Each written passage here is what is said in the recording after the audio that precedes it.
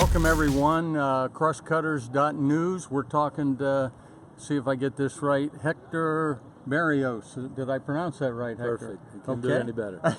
And tell us a little bit about where you're from and how you got into Phillies baseball.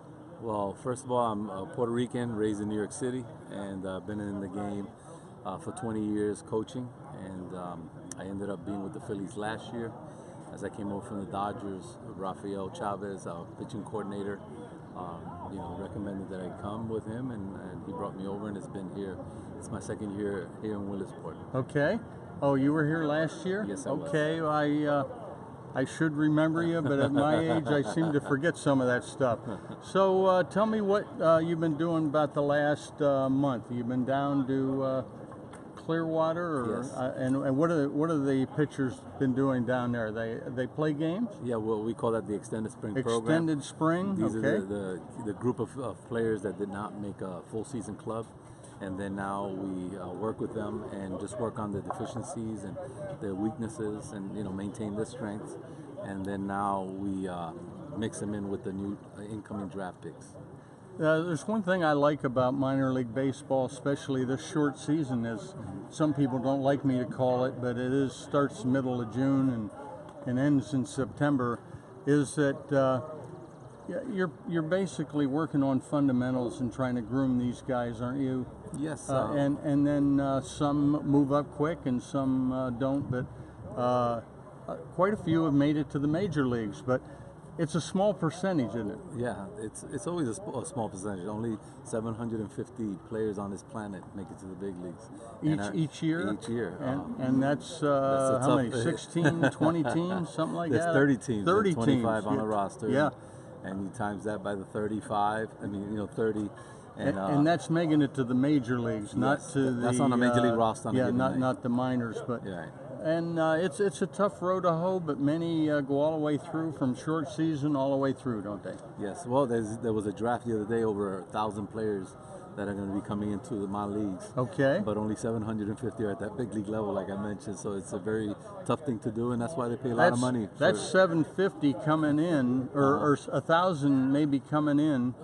But you have all the minor league teams, which are probably hundreds. Yes. And they're all trying to get to the majors. Absolutely. That's why you have all these levels, and you go through all these stages, and it takes years to get to the big leagues. Like, compared to other sports that have the college as basically their minor leagues, professional baseball takes quite some time to master this art. Very interesting, and a lot of money wrapped up in all of these different levels of minor league baseball. Absolutely. Yeah. This is the assets of the organization, the future, and we have to do our thing on a daily basis.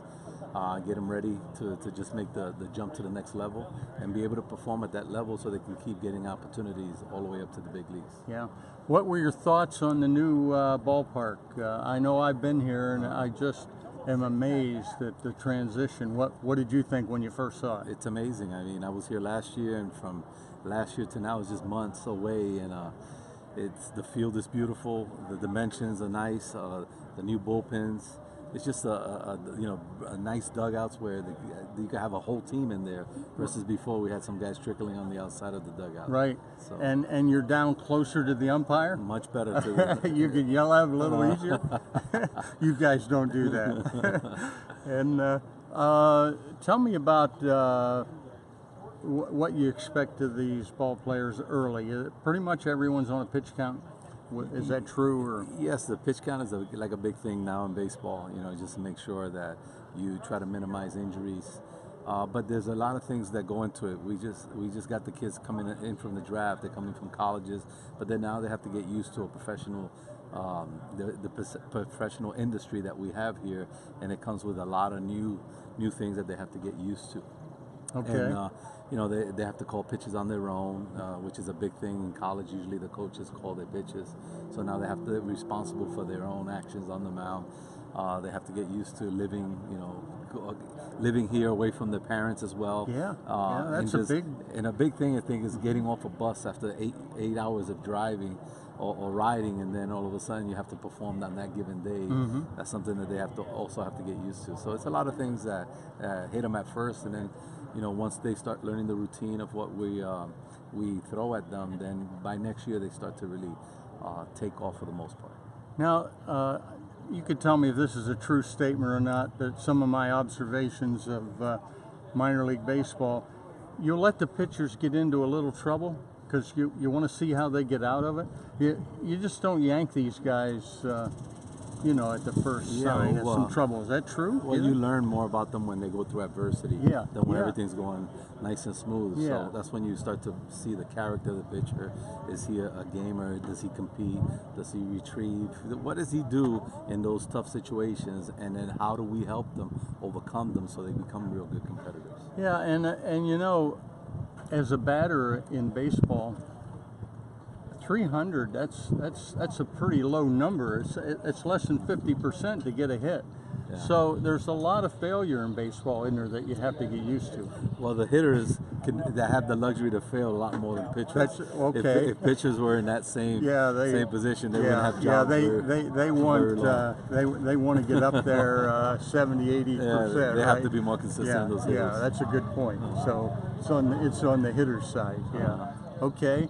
What are the pitchers going to be doing between now and opening night up at State College? Well, we already had a program in place for them, and then now, because we have a lag in between the last day that they were in extended spring, which is on the 15th, which is yesterday, to Monday, some of the guys will throw live batting practice, meaning that they'll face hitters and do it just, simulated games, just to keep them sharp and not have them go too long between pitching and games.